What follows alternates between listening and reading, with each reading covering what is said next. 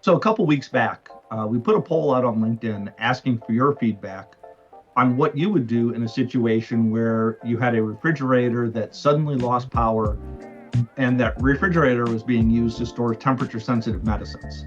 And here you can see in this pie chart the results. 58% said they would look for a cooler with ice packs. Another 27% said they would look for a backup generator.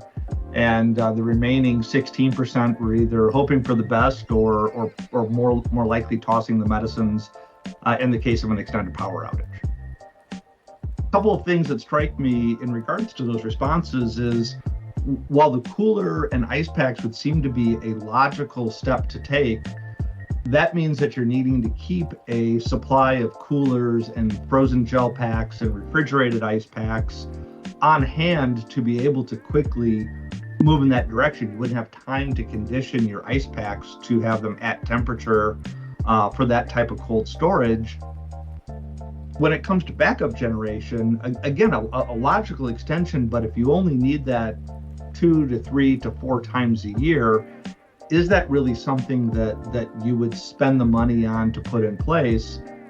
And the part that still doesn't protect against is the situation where you have a mechanical failure with a refrigerator, where a motor or a compressor goes out of service. So understand the thought process behind those two areas, but they do have their limitations, and they're still going to require a great amount of coordination to actually have them have an impact. So it's almost maybe in line with saying do nothing and hope for the best, because it is somewhat complicated to take those two steps.